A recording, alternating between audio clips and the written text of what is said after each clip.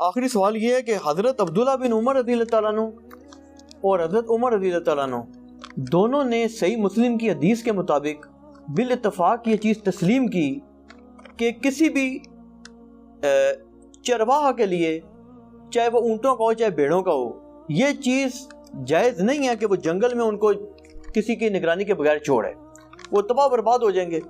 تو یہ کیوں کر ممکن ہے عقلاً بھی کہ رسول اکرم صلی اللہ علیہ وسلم امت کو چھوڑ جائیں؟ ایک یہ اعتراض کرتے ہیں، اور دوسری چیز آگے سے یہ بھی کہہ دیتے ہیں جی کہ یہ جو ہے کس طرح ممکن ہے کہ رسول پاک صلی اللہ علیہ وسلم جو ہے وہ اللہ تعالیٰ کے یعنی کہ کسی سوری اگلی میں بات مکس کر گیا۔ ایک اعتراض یہ کرتے ہیں جی کہ اسی سے ضمن یہ سوال ہے، آپ دونوں کا اکٹھا ہی جواب دینے کہ قرآن سے ثابت کریں کہ ایک تو یہ ہے کہ کسی کو بھی اللہ تعالیٰ نے اختیار دیا ہو کہ تم اپنے حکمران خود چنو، اور دوسری چیز یہ ہے کہ کیا قرآن میں سے یہ چیز ثابت ہوتی ہے کہ کوئی نبی ایسا گزرا ہو، ایک نبی 1.25 لاکھ نبیوں میں، کہ جس نے امت کو ایسے ہی چھوڑ دیا ہو بغیر وصیت کیے ہوئے؟ ہاں جی، رسول اللہ صلی اللہ علیہ وآلہ وسلم۔ اس کی وجہ یہ ہے، دیکھیں رسول اللہ کی مثال اس اسپیسیفک کیس میں اس لیے پیش نہیں کی جا سکتی کہ آپ کے ساتھ ایک ایسی چیز جڑی ہوئی ہے جو آپ کو اگلے انبیاء سے ممتاز کر دیتی ہے، لہٰذا نبی کے جیسا ہے ہی کوئی نہیں۔ کیوں؟ وہ ہے ختم نبوت۔ پہلے کوئی خاتم النبیین 1.25 لاکھ میں لے کے آئیں اور اس سے ثابت کریں کہ وہ خاتم النبیین تھا اور اس نے اپنا وصی چھوڑا پیچھے، پھر بات ہوگی۔ یہ تاریخ میں وہی پہلی دفعہ ہے کہ اللہ نے فیصلہ کر لیا کہ اب آسمان کا زمین سے رشتہ ختم۔ ہم آپ کو کہاں سے مثال لا کے دیں؟ کیونکہ ختم نبوت ہو گئی نا، رسول اللہ کی مثال ہے ہی نہیں نا قرآن میں، آپ جیسا تو ہے ہی کوئی نہیں ہے۔ ختم نبوت کی برکت سے اللہ نے امت کو ٹرانسفر کر دیا۔ جی ٹرانسفر کیا ہے، مجھے کیا ہے، آپ کو کیا ہے۔ کنتم خیر امۃ اخرجت للناس تأمرون بالمعروف وتنہون عن المنکر وتؤمنون باللہ، پوری امت کو ٹرانسفر کر دیا نبیوں والا کام، ٹھیک ہے۔ وسیع ایک اسپیسیفک بندے کو نہیں بنایا۔ چونکہ ختم نبوت ہو چکی، اب نبی علیہ السلام نے امت کو اس اعتبار سے کوئی سکسیسر کے ساتھ نہیں چھوڑا سوائے اس کتاب کے۔ اس کی وجہ یہ ہے، اگر آپ کہتے ہیں نا بندہ چھوڑتا تو اب آپ نے قائم رہنا ہے۔ اگر اگلے انبیاء تھے تو وہ اپنی جگہ نبی یا وصی چھوڑتے تھے، اور وصی وہ نبی ہوتا تھا تو وہ اگلا چھوڑتا تھا، یہ چین ٹوٹتی نہیں تھی نا۔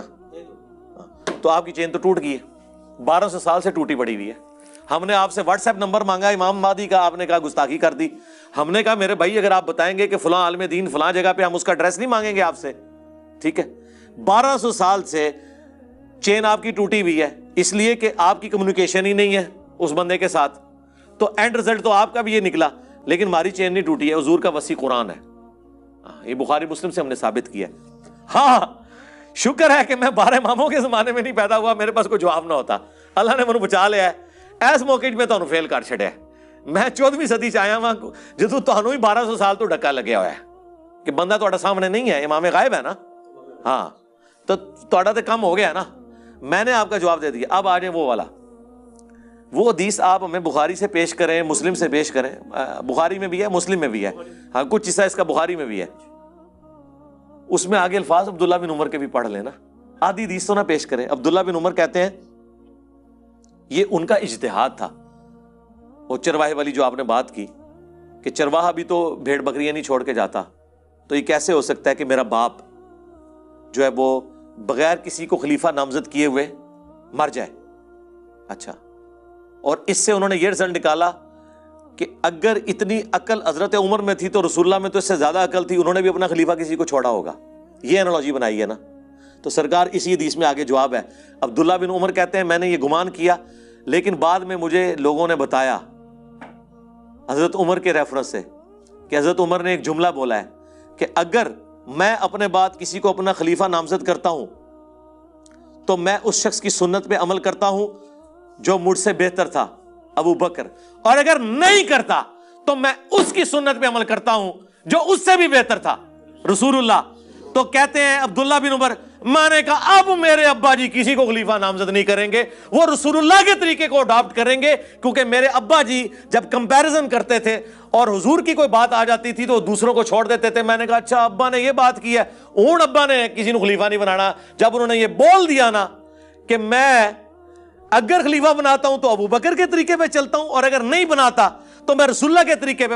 تو عبداللہ بن عمر کے الفاظ اسی حدیث میں موجود ہیں کہ میں نے سمجھ لیا اب میرا ابا کسی کو خلیفہ نہیں بنائے گا.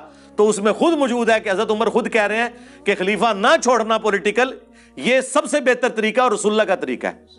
ادھی روایتیں پیش کرتے ہیں. دیکھیں ہمارا یہ چیلنج ہے, ہمارے مخالفین جو بھی یہ پک اینڈ چوز کرتے ہیں وہ پوری روایتیں نہیں پیش کر سکتے. یہی لوگ ہیں. اور جی مسند احمد میں اما عائشہ نے حضور کے اوپر ماتم کیا تھا, آگے بھی پڑھو نا. انہوں نے کہا یہ میری کم سنی تھی اور بعد میں مجھے اس کے اوپر افسوس ہوا. اے نہیں پڑھ دے نہیں جی کیتا تے ہے نا, وہ اگے دے انہوں نے رجوع ریکارڈ کرا تا نا. حقیقت بات ہے, آپ اس کو چھوڑ دیں. میں کہتا ہوں کہ جی نبی علیہ السلام سے جو صحابہ کی عقیدت تھی اس میں وقتی طور پہ سارے صحابہ بھی کالے کپڑے پہن کے ماتم شروع کر دیتے نا, کوئی بعید بات نہیں تھی. اس سے بڑی چیز ہوگی کہ حضرت عمر نے تلوار اٹھا لی کہ میں قتل کر دوں گا جو کہہ رہے. صحابہ کے ساتھ صحابہ کا عشق حضور کے ساتھ اتنا تھا, اس میں کسی سے بھی مس ہینڈلنگ ہو سکتی تھی.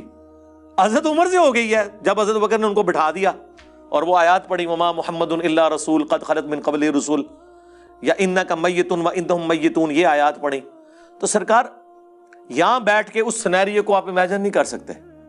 ٹھیک ہے جی یہاں پہ اور دیکھیں جی لشکر اسامہ نہیں روانہ ہو رہا تھا, حضور نے کہا تھا روانہ کرو.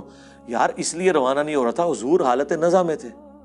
مجھے بتائیں ان کو تو چھوڑ دیں, آج نبی الاسلام ہم میں موجود ہوں اور حالات و واقعات بتا رہے ہوں کہ آپ کا آخری وقت آ چکا ہے اور آپ نے اشارے بھی دے دیے ہیں. اذا جاء نصر اللہ والفتح بھی نازل ہو چکی ہے. اور عبداللہ بن عباس کا باپ عباس حضور کا چچا یہ کہہ رہا ہے کہ حضور کا چہرہ میں پہچان رہا ہوں. بنو ہاشم جب موت کے قریب ہوتے ہیں نا تو مجھے ان کے چہرے سے پتہ چل جاتا ہے. ظاہر ہے وہ بنو ہاشم کے یہ سارے سینیریو میں حضور آپ کو یہ کہہ رہے ہیں کہ فلاں جہاد پہ چلے جاؤ. ٹھیک ہے تو صحابہ تو کیا حضور کو اس حالت میں چھوڑ کے جا سکتے ہیں؟ وہ تھوڑے دور جا کے انہوں نے پڑاؤ کر لیا کہ کہیں ایسا نہ حضور فوت ہو جائیں اور ہم حضور کے جنازے میں بھی شامل نہ ہو سکیں. اس سے یہ لوگ پتہ کیا نتیجہ نکالنا چاہتے ہیں, اس پہ بلکہ ویڈیوز بھی بنائی انہوں نے, جو آپ نے اچھا کیا آپ نے یہ بات کور کر لی میرے ذہن سے. نہیں میں نے یہ کور کیا ہے. میرا ایک لیکچر جسے میں قیامت کے دن رسول اللہ کی بارگاہ میں پیش کر سکتا ہوں وہ ہے کہ رسول اللہ کا قاتل کون. میں نے ان کے سارے اعتراضات کے جواب دیے ہیں. یہ کہتے ہیں حضور کو زہر دیا انہوں نے حدیث لدود کے ذریعے, وہ حضور کے منہ میں دوائی ٹپکا رہے تھے, انہوں نے کہا زہر ٹپکا دیا. اس کے آگے اس کا جواب موجود ہے. حضور علیہ السلام وہ صحابہ کہتے ہیں ہم نے حضور کے منہ میں دوائی ڈالی جان بوجھ کے, حضور اعلیٰ کہتے رہے نہ ڈالو, لیکن ہم نے یہ گمان کیا کہ مریض جو ہے نا وہ دوائی کو ناپسند کرتا ہے اور اس وقت نبی علیہ السلام کی تکلیف ہے اور وہ تو چاہتے تھے کہ حضور کی تکلیف دور ہو. آپ اپنے چھوٹے بچے کو ٹیکا نہیں لگواتے. ٹھیک ہے وہ لاکھ کہتا رہے لیکن آپ سے اس کی حالت نہیں دیکھی جا رہی. تو صحابہ سے حضور کی حالت نہیں دیکھی جا رہی تھی, وہ آپ کے منہ میں دوائی ٹپکا رہے تھے. ٹھیک ہے یہ کہتے ہیں زہر ٹپکا دیا. اس کے آگے موجود ہے بخاری میں, پھر حضور کو افاقہ جب ہوا تو آپ نے کہا کہ وہ دوائی لے کے آؤ. وہ دوائی لائی گئی. آپ نے فرمایا میں نے تمہیں منع کیا تھا, یعنی حضور کہہ رہے تھے کہ میں اس حالت میں بھی قابل اتباع ہوں. حنفی تو کہتے ہیں حضور بوڑھے ہو گئے تھے تو اتباع کے قابل نہیں رہے کیونکہ جلسہ استراحت کرتے تھے. جلسہ استراحت تو حضور سکھایا کرتے تھے. حضور کبھی بھی ایسی حالت میں نہیں رہے کہ آپ قابل اتباع نہیں ہوں. آپ فرما دیتے تھے اگر کوئی کریٹیکل سچویشن آتی تھی تو آپ کہہ دیتے تھے کہ یہ خاص میرے لیے ہے. جیسے بخاری مسلم حدیث ہے کہ میں بیٹھ کے بھی نماز پڑھوں اللہ مجھے پورا ثواب دیتا ہے لیکن تمہیں آدھا ملے گا, وہ آپ کلیئر کر دیتے تھے. اب اس حالت میں نبی الاسلام نے کہا وہ دوائی منگوائی گئی. آپ نے سارے صحابہ کے منہ میں ٹپکوائی سوائے حضرت عباس کے کیونکہ وہ اس میں شامل نہیں تھے. تو سرکار اگر وہ زہر تھا تو سارے مار کیوں نہیں گئے؟ اور دوسرا اس دوائی کے بعد تو حضور صحتیاب ہوئے ہیں. اگر زہر تھا اور حضور اس سے یہ پک اینڈ چوز کرتے ہیں, آؤٹ آف کانٹیکسٹ چیزیں کاٹتے ہیں, اسی میں ان چیزوں کے جواب موجود ہوتے ہیں. علی بھائی جو جیش اسامہ والی بات ہے اس کو کلیریفائی کر دیں. جی میں نے کلیریفائی کیا ہے. نہیں اس میں پتہ ہے یہ موقف کیا بناتے ہیں ان کا موقف. جی مجھے پتہ ہے ان کا یہ کہتے ہیں جی کہ رسول پاک صلی اللہ علیہ وسلم نے جان بوجھ کر ان کو اللہ پاک نے غیبی خبر دی تھی کہ میں دنیا سے وصال فرما رہا ہوں, اور ان کو یہ پتا تھا ان کے بقول کہ جی وہ یہ معاملات اس طرح کریں گے, اسی لیے انہوں نے یہ جو شیخین علیہ السلام تھے ان کو انہوں نے کہا تھا کہ تم اس چھوٹے بچے کے انڈر ہو کے چلے جاؤ تاکہ یہ لوگ دور ہو جاتے. یہ کہتے ہیں یہ پورا اسقیفہ والا معاملہ ہوتا ہی نہ حضرت علی کو ان کے انڈر نہیں کیا. اس کا مطلب آپ کیا سمجھ رہے ہیں کہ شیخین جو ہیں وہ اللہ سے بھی جیت گئے, رسول اللہ سے بھی جیت گئے, اس اللہ سے جس نے قرآن میں کہا هو الذی ارسل رسولہ بالہدی ودین الحق لیظہرہ علی الدین کلہ, اس دین کو سارے ادیان پہ غالب کرنے کے لیے جس پیغمبر کو بھیجا تھا، قرآن میں 3 جگہ یہ آیت آئی، اللہ تعالیٰ ناکام ہو گیا، نعوذ باللہ۔ اور یہ دین غالب ہوا ہے کہ نہیں، مجھے یہ بتائیں۔ پہلے تو ایمان ہے، یہ قرآن نے کہا تھا میں غالب کروں گا، کیا ہے نا؟ ہاں، تو غالب رسول اللہ کے دور میں ہوا ہے یا خلفائے راشدین کے دور میں ہوا ہے؟ رسول اللہ کے دور میں تو صرف مکے، مدینہ اور حجاز کی سرزمین تک تھا۔ رومن اور پرشین امپائر کو خلفائے راشدین کے دور میں گرایا گیا، اور یہ اللہ کی اتنی حکمت ظاہر ہوئی ہے کہ یہ رسول اللہ کا کام آگے لے کے چلے ہیں وہ۔ اور دوسری بات، بڑے بڑے لیڈرز آئے ہیں، وہ اپنی زندگی میں کامیاب ہوئے ہیں۔ رسول اللہ میں اور باقی لیڈروں میں فرق یہ ہے کہ رسول اللہ دنیا سے چلے گئے، آپ کے ہزاروں ساتھی مرتد بھی ہو گئے، اور یہ وہ ساتھی تھے جو اینڈ پہ صرف آپ کے دبدبے کی وجہ سے مسلمان ہوئے تھے، یہ آپ کے صحبت یافتہ نہیں تھے، یہ ذہن میں رکھیے گا۔ ان میں سے کسی نے نہیں حضور کو چھوڑا کبھی، وہ حضور کو جینولی پیغمبر مان چکے تھے۔ باقی لوگوں نے حضور کو قریش کا غلبہ سمجھتے ہوئے ایک بڑے جنگجو کی بیعت کر لی تھی کہ جو سب پہ غالب آ گیا، وہی چھوڑ بھی گئے۔ اتنے لوگ چھوڑ گئے، چند لوگ باقی رہ گئے، انہوں نے ان کو بھی شکست دی اور رومن اور پرشینز کو بھی شکست دے دی۔ سوائے اس کے کوئی چیز نہیں ہے کہ غیبی مدد ہے اللہ کی، اور وہ وعدہ پورا ہو گیا۔ والذی ارسل رسولہ بالہدی ودین الحق لیظہرہ علی الدین کلہ۔ اور پھر دوسری، میں اس کو کنکلوڈ کرتا ہوں، آپ کے سوال ختم ہو گئے۔ مولانا اسحاق کا ایک جملہ سونے کے قلم سے اور سونے کے پانی سے لکھنے کے یعنی قابل ہے۔ انہوں نے کہا تھا، بتاؤ خلفائے راشدین نے کون سی اپنی جدادیں منائی ہیں، اپنے بچوں کے لیے کیا چھوڑ کے وہ مرے ہیں کہ تم کو کہ انہیں لالچ تھی؟ پوری زندگی چٹائی پہ حضرت عمر سوتے رہے مسجد کے اندر، اپنے بچے کو خلیفہ نہیں نامزد کیا، لوگوں نے اعلیٰ کے مشورے دیے ہیں، حضرت ابو بکر نے اپنے بچوں کو خلیفہ نامزد نہیں کیا،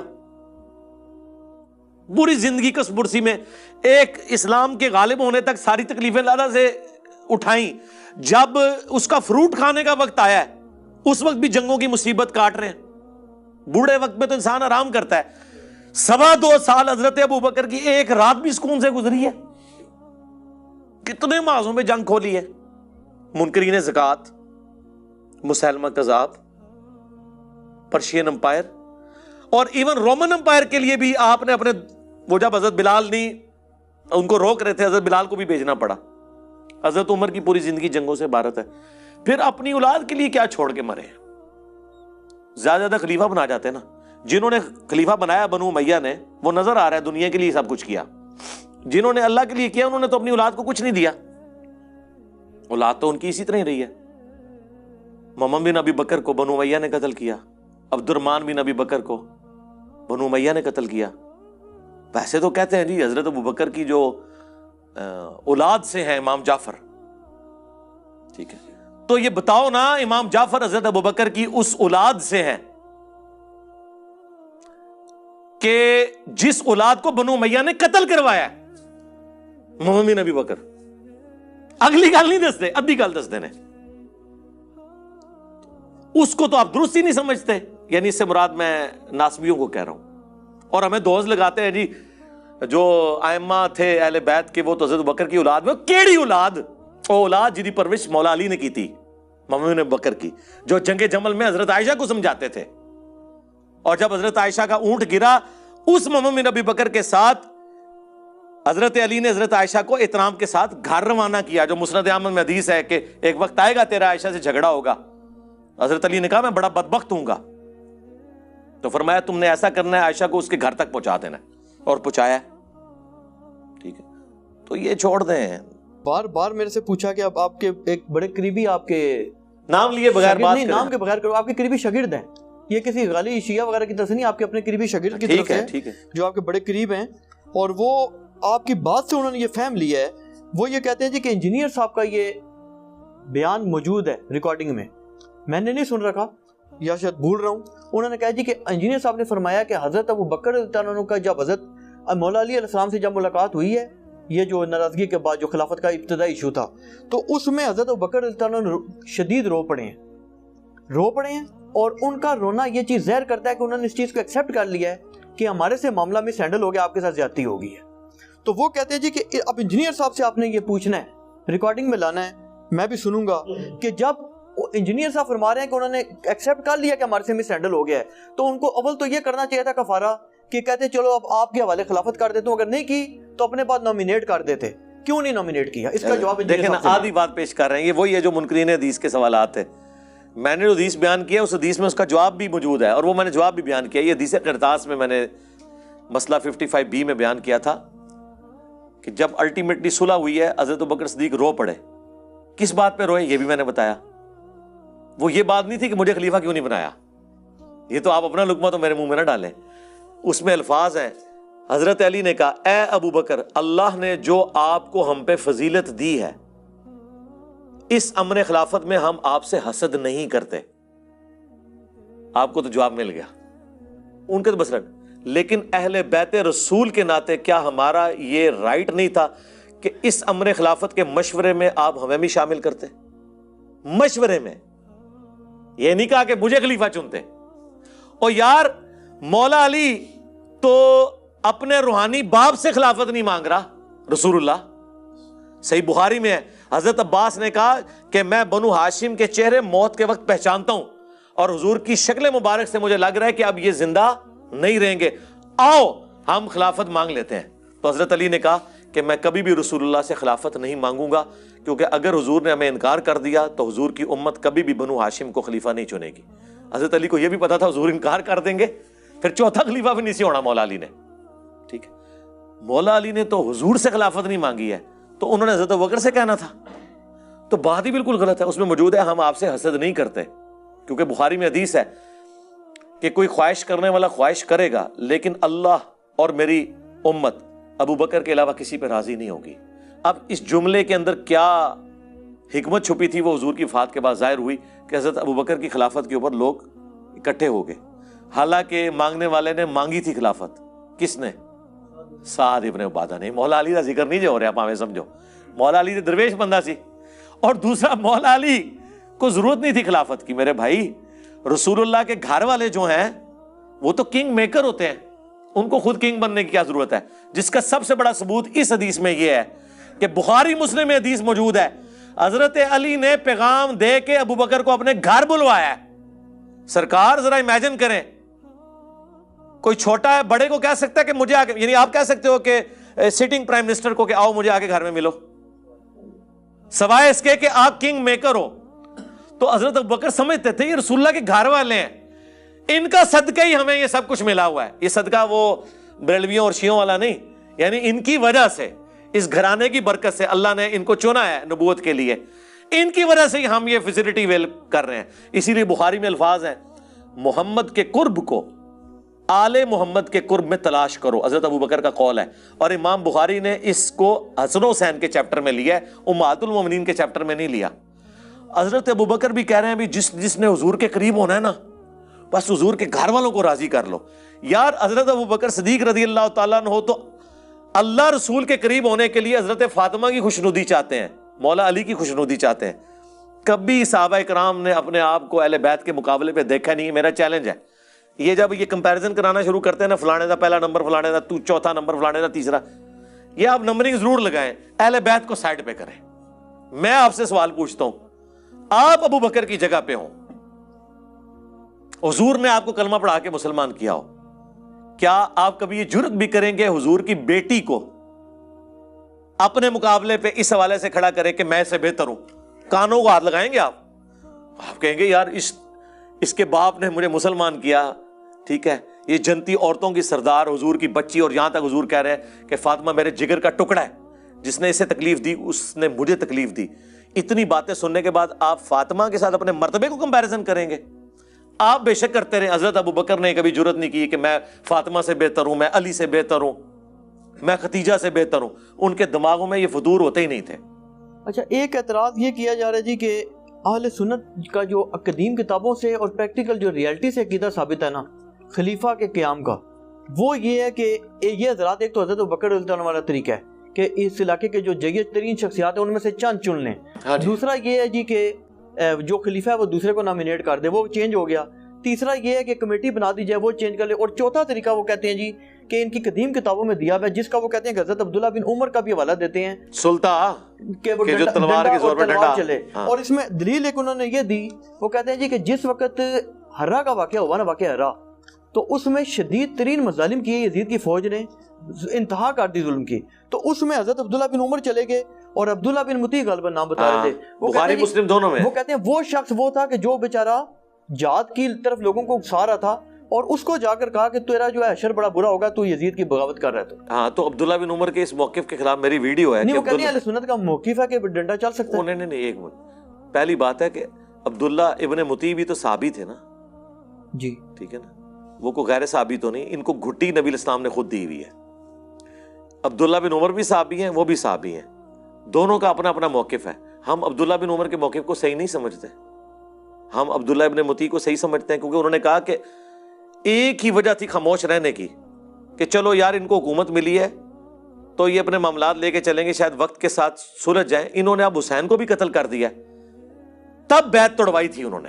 بخاری مسلم دونوں میں آتا ہے. انہوں نے کہا کہ اب بھی کیا چیز رہ گئی ہے, تو واقعہ ہررا ہوا.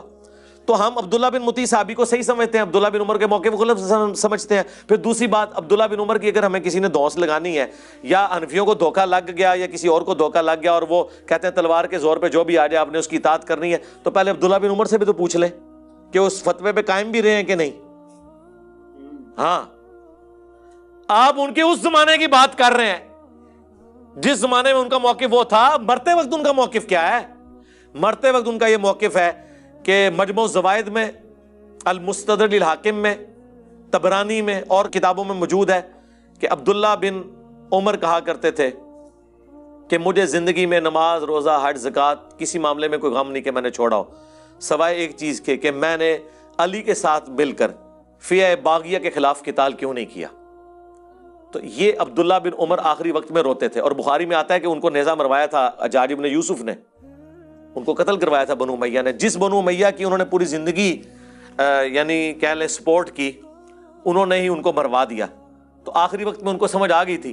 لہٰذا اب آخری وقت میں جب ایک بندے کو سمجھ آ گئی, اس کو پرانی باتوں کا حوالہ دے کے ٹونٹ کیا جا سکتا ہے. اس زمانے میں انہوں نے جب مان لیا کہ اس زمانے میں نے غلط کیا ہے, رجوع ہی ہو گیا نا جی, سب سے بڑی بات ہے. تو لہٰذا ہم اس بات کو صحیح مانتے ہی نہیں ہیں. اچھا, دوسری بات, حنفیوں سے یہ کہیں کہ اگر قدیم فقہا کی کتابوں میں یہ, اور آپ اس سلطے کو مانتے ہیں, تو قدیم فقہا کی کتابوں میں یہ بھی لکھا ہوا ہے کہ بیت المال سے جو تقسیم ہے وہ حضرت ابو بکر و عمر کے طریقے پہ ہوگی, حضرت عثمان کے طریقے پہ نہیں ہوگی. یہ وہ ٹروتھ ریویل ہے جو عامر عثمانی نے کیا تھا خلافت و ملوکیت کے خلاف کتاب لکھتے ہوئے, دفاع لکھ دیا پورا. انفیاء نو جو انہیں پھر ناکو چنے چبوائے نے نا, انہیں کیا من دسو تواڈی فقہ کی کتابوں میں کیوں لکھا ہوا ہے کہ مال غنیمت خلیفہ وقت حضرت ابو بکر اور عمر کے طریقے پہ تقسیم کرے گا, حضرت عثمان کے طریقے پہ نہیں کرے گا. تم مودودی کو تو کہتے ہو کہ انہوں نے حضرت عثمان کے بارے میں بات کی, تمہاری فقہ کی اسٹیبلش کتابوں میں لکھا ہوا ہے کہ مال غنیمت کی تقسیم جو ہے وہ حضرت عثمان کے طریقے پہ نہیں ہوگی. تو پھر کوئی گڑبڑ تو ہوئی ہے نا, وہ بخاری میں لکھی ہوئی ہے گڑبڑ. ان گورنروں کی شکایت حضرت علی کے پاس لوگ لے کے آئے, تو حضرت علی نے وہ محمد بن انفیہ کو بھیجا تھا کہ جاؤ عثمان کو یہ رسول اللہ کا صحیفہ بھیجو جس میں انہوں نے بتایا اس طرح تقسیم ہونا ہے. تو حضرت عثمان نے کہا کہ ہمیں اس کی حاجت نہیں ہے. تو محمد بن انفیہ جب واپس آئے, کہا ابا جی انہوں نے تو واپس کر دیا. تو حضرت علی نے کہا ٹھیک ہے ادھر ہی واپس رکھ دو, یعنی میرا کام تو صرف پہنچانا تھا نا. تو محمد بن انفیہ نے یہ حدیث اس وقت سنائی, صحیح بخاری میں آتا ہے, جب ان کو کسی نے کوئی بات کی نا اس حوالے سے کہ تم لوگ تو مخالفین عثمان ہو, علی کے بیٹو. تو انہوں نے کہا میرے باپ نے اگر عثمان کی مخالفت کرنی ہوتی تو اس دن کرتا جس دن اس نے رسول اللہ کی تحریر واپس کر دی تھی. اس دن میرے باپ نے عثمان کو کچھ نہیں کہا اور تحریر چپ کر کے واپس رکھوا دی. تو بعد میں تم یہ کہتے ہو کہ میں عثمان کو اس نے کچھ کرنا تھا. یہ پھکی دی تھی انہوں نے, پھکا دیا بلکہ محمد بن انفیہ نے اس زمانے کے ناسبیوں کو. ٹھیک ہو گیا. اچھا, اور ایک سوال بھیجا جی کہ اولی الامر کے بارے میں آپ کا یہ موقف ہے کہ اس سے مراد حکمران ہے, اور آپ کا کیا تمام اہل سنت کا یہ موقف ہے اطیعوا اللہ و اطیعوا الرسول اولی الامر منکم. تو وہ کہتے ہیں جی کہ آپ اولی الامر کو تو بتا رہے ہیں کہ یہ مراد ہے, پہلے آپ یہ تو بتائیں کہ قرآن میں امر سے کیا مراد ہے, اللہ کے امر سے قرآن میں کیا مراد ہے. پھر وہ اسے اگلی کلوریل ایڈ کرتے ہیں, وہ کہتے ہیں جی کہ آپ یہ بتائیں کہ آپ کے نزدیک تو حکمران اس کا ہے, چاہے وہ یزید ہو, چاہے حجاج بن یوسف ہو, چاہے آج کل جیسے حکمران ہو, شرابی ہو, بدکار ہو, بدماش ہو. تو وہ کہتے ہیں جی کہ اللہ کا امر نعوذ باللہ وہ ایسے حکمران نافذ کریں گے. اس سے وہ پھر موقف لاتے ہیں جی کہ حکمران کا ضروری ہے کہ وہ معصوم ہو, تو اللہ کا امر جو ہے وہ معصوم کے علاوہ نافذ ہی نہیں ہو سکتا. اگر یہی بات ہے تو پھر صلح حسن کدھر جائے گی؟ ہمیں تو ناصبیوں سے بھی مقدمہ لڑنا پڑتا ہے اور رافضیوں سے بھی لڑنا پڑتا ہے. صلح حسن کدھر جائے گی؟ صلح حسن اس بات کا ثبوت ہے, اور صلح حسن کو ہم سنیوں کی طرح نہیں مانتے, ہم اس کو ایک پیس ٹریٹی سمجھتے ہیں. اور صلح حسن صرف اس دن تک تھی جس دن تک انہوں نے حضرت حسین کو شہید نہیں کیا تھا.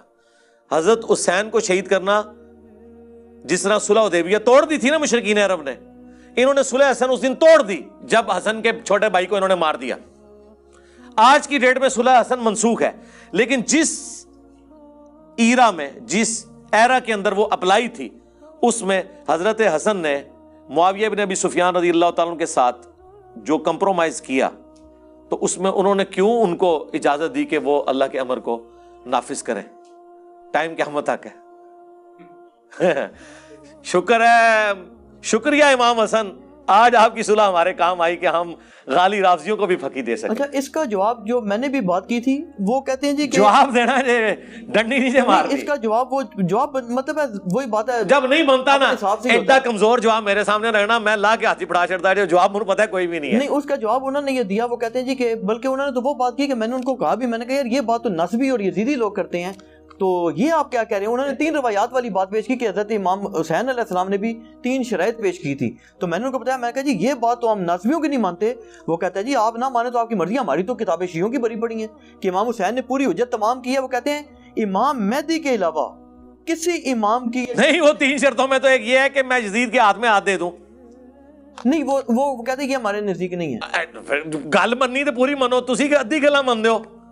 تسی صلاح الدین یوسف والا کام تے نہ کرو کہ روایت اس کتاب تو انصاب الاشراف تو 3 شرائط لے, اور انصاب الاشراف میں تو لکھا ہوا ہے یزید اور اس کے آباء و اجداد کے تابوت جہنم میں ہے, اور یہ بھی لکھا ہوا ہے کہ معاویہ کو جس دن دیکھو کہ میرے ممبر پہ چڑھا ہے اسے قتل کر دو.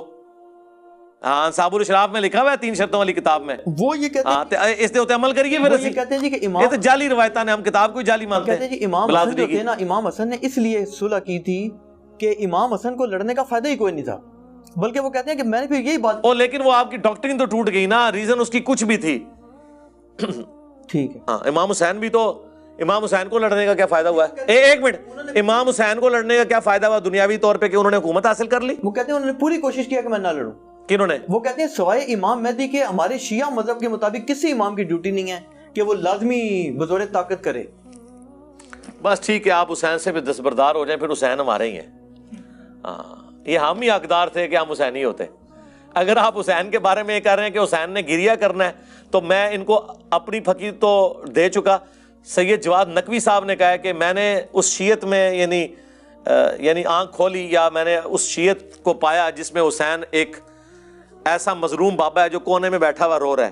لیکن جب حسین کو پڑھا تو پتہ چلا کہ یہ مظلومیت کا نام نہیں ہے, دلیری کا نام ہے. بس میں یہی کہوں گا اس کے اوپر کہ تم نے حسین کو سمجھا ہی نہیں ہے, جس طرح کرسچنز نے جیزس کرائسٹ کو نہیں سمجھا. ٹھیک ہے, تم نے حسین کو نہیں سمجھا. اچھا, آخری سوال ہے جی,